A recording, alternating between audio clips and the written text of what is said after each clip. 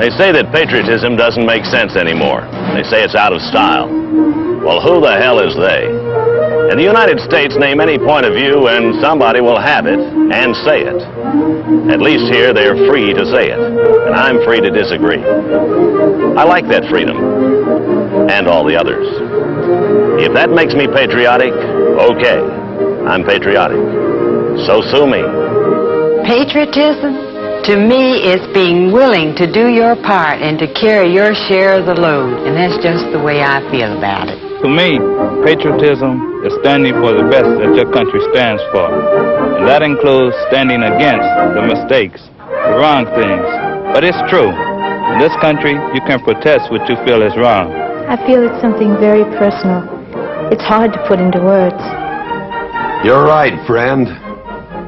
When you say American, you're talking about all kinds of people from all over the earth. We live under one flag, but we have the right to see things and express ideas, each in our own way. That's why we set it up. That's what our revolution was all about. And the heart of those ideals rings in a single sentence of Thomas Jefferson's. I don't know how anybody could say it better. I have sworn upon the altar of God eternal hostility against every form of tyranny over the mind of man. The citizen soldier had fought well, but as soon as the fighting was over, he went home. There was a lot to do. Long before its 100th birthday, the country was shaken right down to its roots.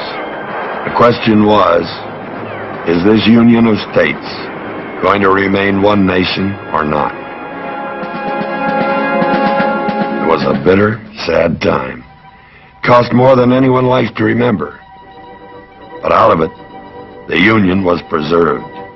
The tall, stringy president from Illinois said what everybody felt and hoped and prayed. That these dead shall not have died in vain, that this nation, under God, shall have a new birth of freedom, and that government of the people, by the people, for the people, shall not perish from the earth. Well, we're still here, still working at it.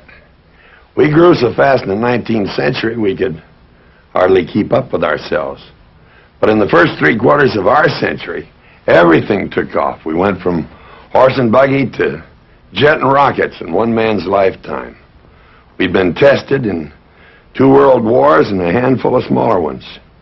We're still here, 210 million of us. Maybe we've changed some, but the whole world has. Still, when you listen to people who've lived through all that change, you find that the basic things haven't changed at all. The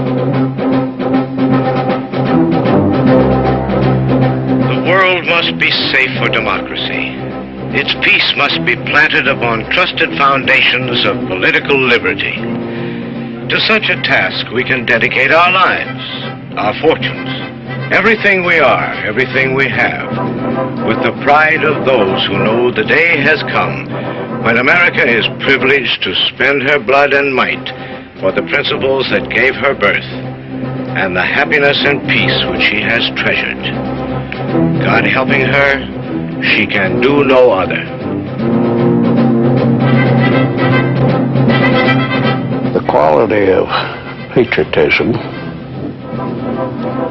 in my mind, is believing in something so much that you are willing to suffer those kind of hardships and willing, if necessary, to die for what you believe in. But I think that patriotism is something that can be applied between people just the same as it can between an inanimate object such as a flag or our country.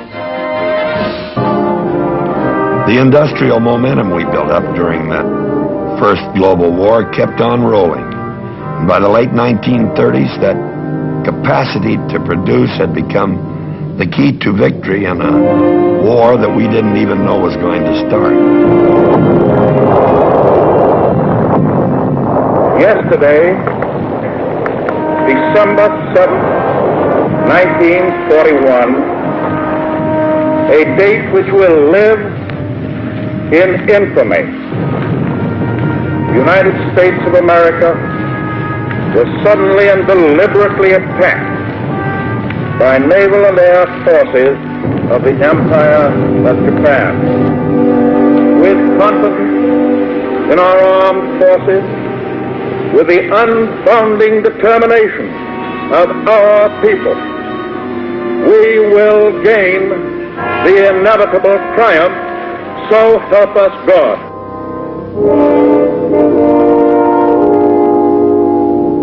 The American soldier's been willing to fight for his country and for the things he believes in.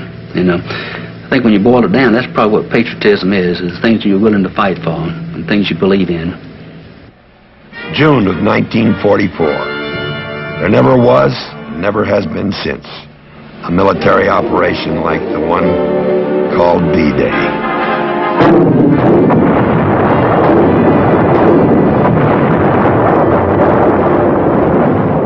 "12 days it took to secure that beachhead. 600,000 men, 90,000 vehicles, weapons, gas, ammunition, food, and all the rest that they needed to push on inland. And that's what they did in 12 days.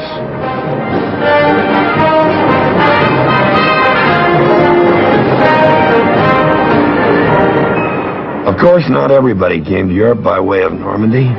There was another front in Italy, and it was no easy place to be.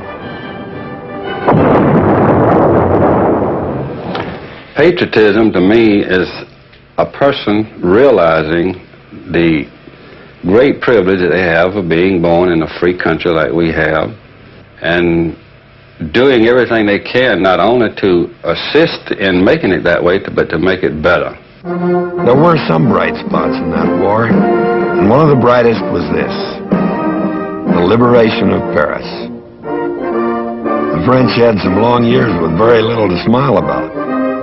The day the Allies rolled in, it looked like the whole city was trying to make up for lost time. Americans saw patriotism bursting out of concealment that day. Maybe it had a French accent, but it spoke the same language as our own.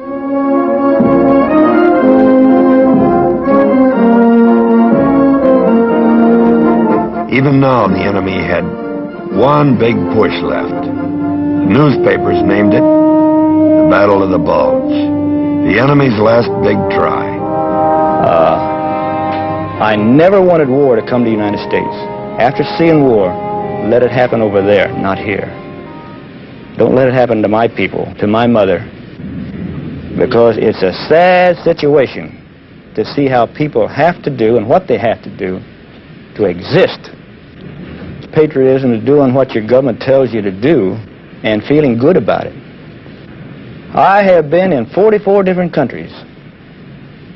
There's nothing like America.